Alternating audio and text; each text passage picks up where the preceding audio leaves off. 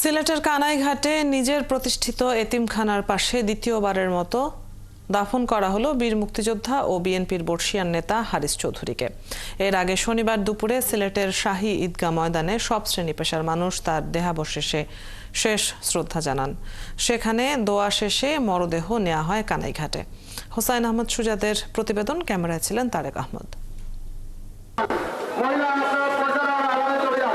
দীর্ঘ প্রতীক্ষার পর জন্মভূমিতে ফিরলেন হারিস চৌধুরী, তবে নিথর দেহে। দুপুরে তার দেহাবশেষ সিলেট শাহী ঈদগাহ ময়দানে পৌঁছালে ঢল নামে হাজারো মানুষের। দলীয় নেতাকর্মীরা বলেন, সিলেট বিএনপির প্রতিষ্ঠাতা সাধারণ সম্পাদক হারিস চৌধুরী ছিলেন তাদের অনুপ্রেরণা। রাষ্ট্রীয় কাঠামো মেরামত করার জন্য যাদের মেধা দিয়ে, যাদের ক্যাবিনেটের মাধ্যমে দেশে এগিয়ে নেওয়ার কথা, সেই সকল অনেক মেধাবী মানুষ আমরা হারিয়ে ফেলেছি। রাষ্ট্র মেরামতের কাজে যে ভূমিকা পালন করেছেন, সেই ভূমিকা অন্য কারোর পক্ষে সম্ভব না। তারা আরো বলেন, তার কৌশলের কাছে বারবার হার মেনেছে স্বৈরাচারী শেখ হাসিনা। দীর্ঘ দুঃশাসন ও নির্যাতনের পরও তিনি দেশ ছাড়েননি।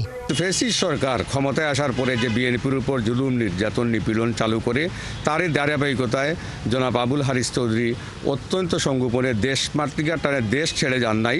মন্ত্রিত্ব উনি নেন নাই, উনি একজন রাজনৈতিক সচিব হওয়ার পরেও দেশের জন্য উনি যা করেছেন, শুধু যে সিলেটে করেছেন তাও নয়, বিভিন্ন অঞ্চলে উনি বিভিন্নভাবে কাজ করেছেন। ওনার বাড়িতে এবং এলাকাতে ওনাকে দফন করতে পারতেছি, এটাই হলো আমাদের জন্য একটা তৃপ্তি। শাহী ঈদগাহে শ্রদ্ধা জানানোর পর মরদেহ নিয়ে যাওয়া হয় কানাইঘাটে।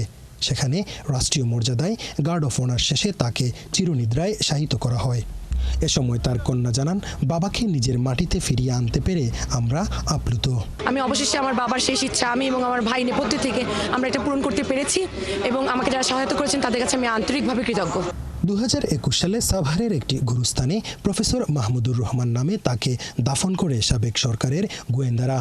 দীর্ঘ সংগ্রামের পর অবশেষে দলের নেতাকর্মী ও স্বজনেরা প্রিয় মানুষকে নিজের মাটিতে ফিরিয়ে আনলেন। হুসাইন আহমেদ সুজাদ, 71, সিলেট।